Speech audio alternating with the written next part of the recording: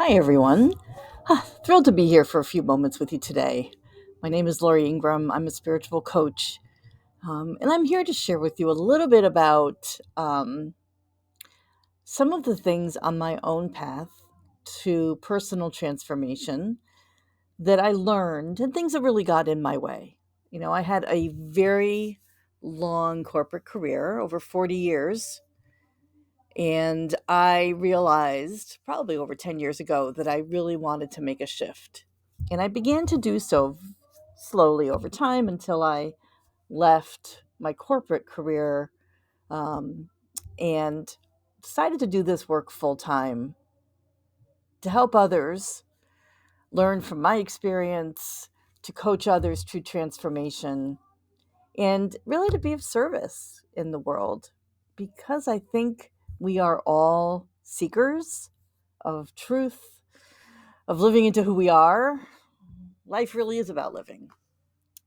But one of the things that really held me back was being able to believe in myself, um, overcoming imposter syndrome, to finding those tips, those techniques, those practices that helped me remember my gifts, what I have to offer to others, and to really believe that I could do this.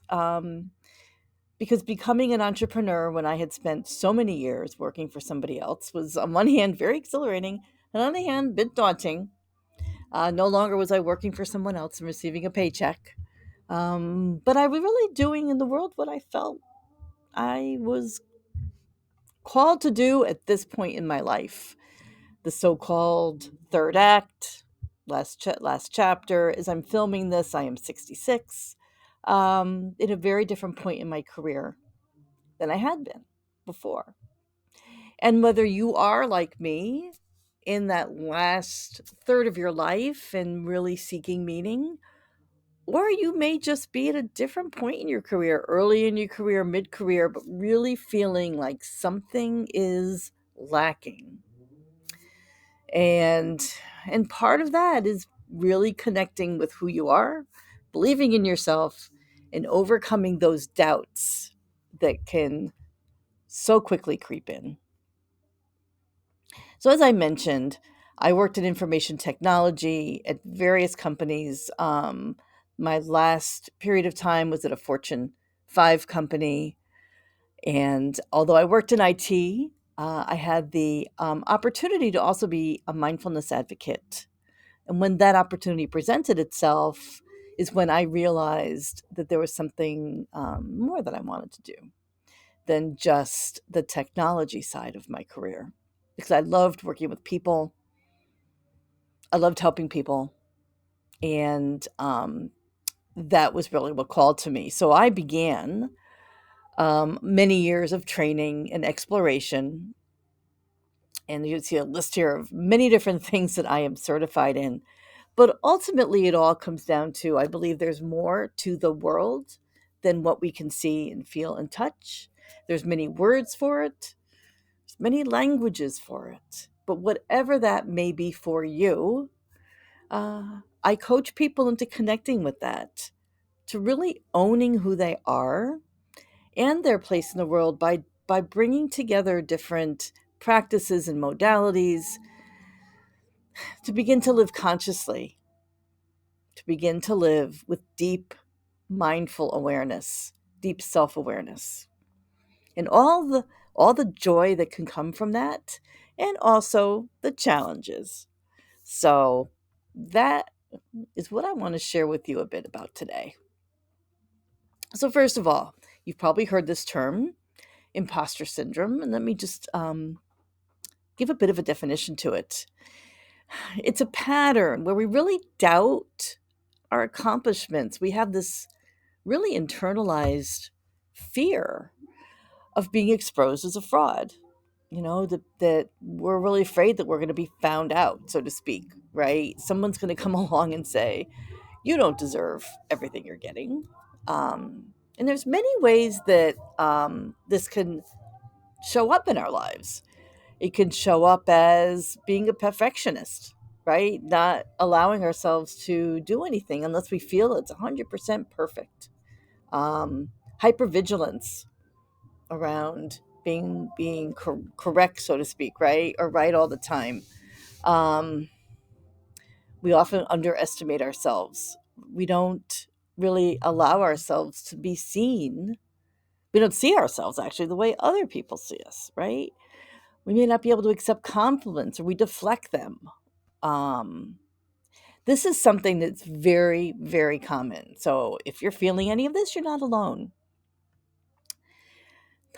These feelings actually stop us from pursuing opportunities. It stops us from taking those chances. And then we talk a little bit about the pictures on this slide. It stopped me for many years from showing up on a video, right? Because I don't have the perfect lighting. I mean, I have the perfect hairstyle, right? I'm 66. All those things that stop me from doing any kind of videos. Um, Stopped me for many years from showing up. Happens to be a trade show booth that I recently did, being out in public and talking to people and talking about the passion for the journey that we're on and companioning people. And I'm also a wedding officiant, standing up in front of 200 people and officiating the most special moment for a couple. For years, I really held back into taking those steps. And now I feel invigorated and actually inspired when I talk to people about their journeys and where they are, right? That inspires me. It energizes me, right? That's how I know I'm where I'm supposed to be. But for many of us in the business world, we do hold ourselves back. And for many reasons, um, I'd like to share with you today some of the reasons why I think we can move past that. Remembering that we are worthy, taking that first step, making that first video, right? Signing up for that first trade show booth, right? Taking action, taking that first step. And then lastly, I'll have some of my final words that I'd like to share with you as well. Because ultimately, we are worthy. We are worthy of everything life has to offer us. For myself, I hid behind certifications, and I don't have my pile here. I have a pile of certifications that I hid behind. It became I need one more certification. I need one more training, right? Um, Before I will put my foot out there because I never felt good enough. Um, when we're uncertain of who we are and when we're not rooted in our own value and worth, we look to others to tell us what to do. We compare ourselves to other. We say, well, I should be doing this, I should be doing that. Or instead of really going inward and saying, what makes this me? I don't do everything in this industry that other people do. I do some things that some people don't do. Everything that I choose to do, I apply a level of discernment to it. Does this align with how I want to show up? um, Is it also helping me with a bit of a growing edge, um, that I'm ready to bring out into the world? Because we're always growing and always expanding our container and our skills. It's helped me move past procrastination as well. So take a moment. If any of this resonates with you, um, just pause for a moment. Where in your life may you be holding yourself back because you're waiting for that one more certification, or you're waiting until maybe you retire, or you're waiting for something. I started my business part time when I was still working. It allowed me to take those steps and to get a bit of experience. It's also moving past that external validation and being able to know intrinsically your value and your worth. And to move past imposter syndrome and to really believe in yourself, you do have to build that from within, which was probably one of the big aha moments that I had a few years ago, that I needed to make that shift inward. Um, I needed to recognize my value and my worth. I needed to own the compliments that I would receive. I needed to own the positive feedback. Um, Instead of waiting for people to tell me how good I was, I began to believe it and own it and know it. And when you're an entrepreneur, it's not the number of people that like your posts. It's not the size of your email list. It's about the value of the relationships. It's about knowing people and them knowing you. It's about people trusting you and ultimately people wanting to work with you and having that relationship. Because when we rely on that external validations, our self-esteem is really at the mercy of other people, right? Internal validation helps us weather criticism and helps us take an active part in constructive criticism because we feel resilient. Because you know what? We always have opportunities to improve and to change. Being able to take feedback and such, and not have it stop us or deflate what we're trying to do is another critical piece to being resilient. So building and sustaining that self-worth from within, right? Being self-sufficient in your emotions, having that stability and resilience in your personal life as well as in your professional life. Um, so I've talked a lot about resilience. I think resilience is one of those core foundational skills that we all need. Um, because when we are resilient, we can weather the inevitable things in life that are going to happen because life is going to happen. And some things are not going to be wonderful, whether it's quote unquote rejection or failure. Failure, I don't really use those words because I do believe that when things happen to us, they're really happening for us. They are redirecting us for a reason. It's going back to my spiritual underpinnings. I believe the universe is always, always acting in our favor, even if it doesn't seem that way. Right? So, trusting that and then asking the questions, what is this doing for me right now? Okay. And the more we really own who we are, the more authentic we are. The more easier it becomes to make choices that align with our values.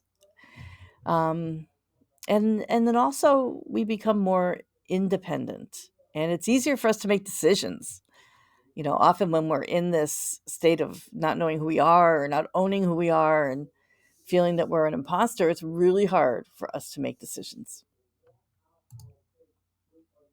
So the first steps, I'm going to share a few first steps for you, and you will see in the description for this video I have a link to some affirmations that you can actually download as well, because I do believe part of building a toolkit is to not only have affirmations, but to feel them and to own them, right? The embodiment of what the words are saying is very important, okay?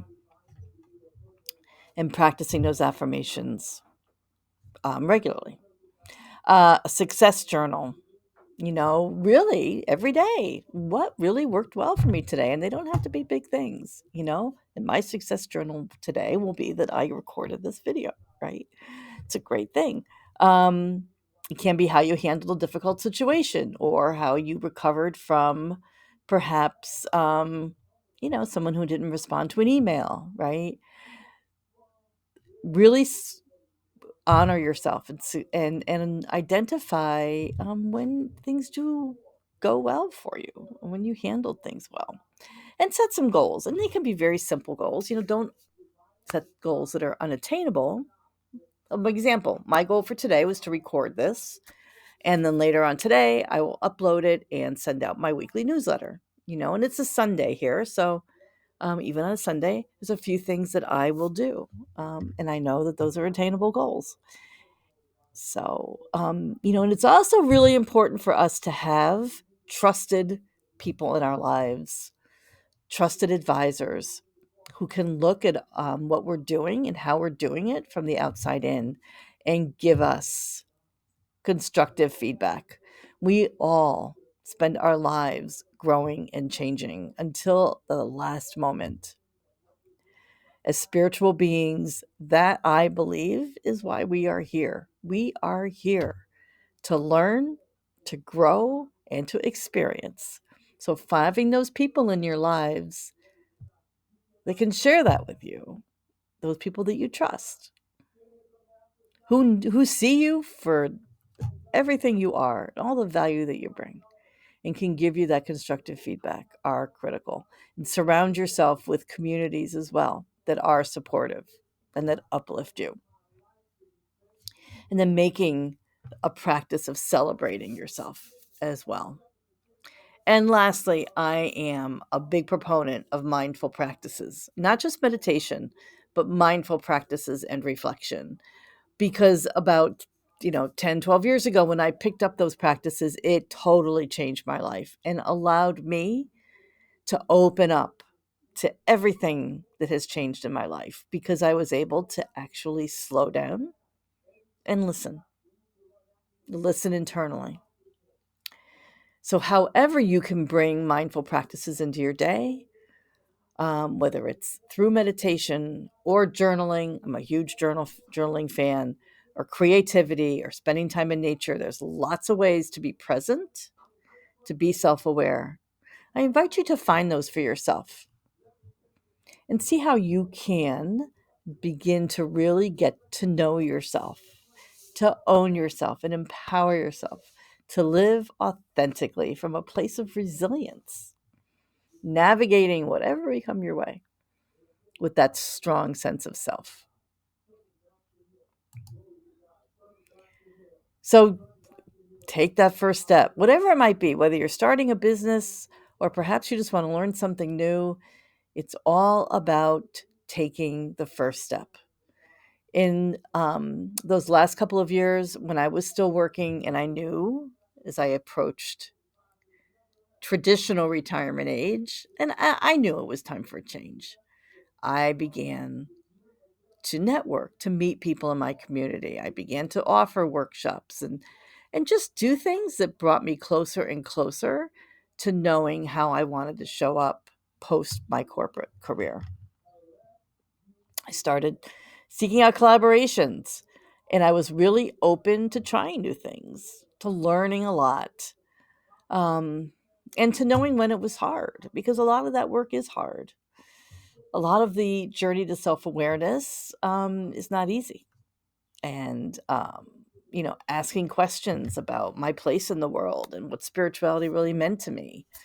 And all the open questions that we don't have answers to that come along was really where I found my joy. And that's really what I love to do. I love to go deep into those questions that a lot of us don't even have answers to. But to me, the joy in living is asking those questions and seeing where they take us. Right. And so being around like minded people is a big part of that as well.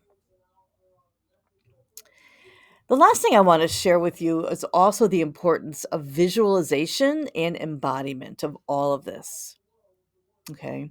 There are um, many ways that we can help bring this vision that we may have for our lives into reality. Now, for me, it began with um, many years ago, a 21-day Deepak Chopra, Oprah Winfrey 21-day challenge, for a meditation challenge. And I believe it was it was like finding your life purpose or something.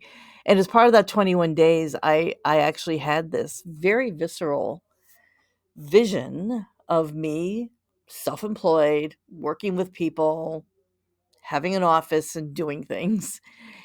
It was so visceral that I remembered how it felt in my body to be expanded and grounded and real. I remember what I was wearing. I remember what it smelled like.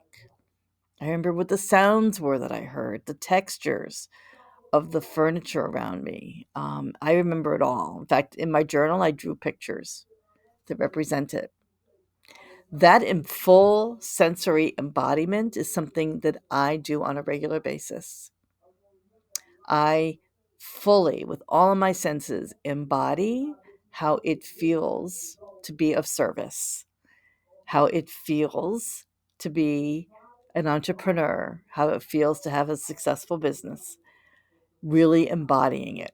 And when I feel particularly uncertain, or perhaps I need a little bit of reminder, I suggest you watch a TED Talk by Amy Cuddy. She talks about the Superwoman pose. I used to use this at work actually before I went into a meeting.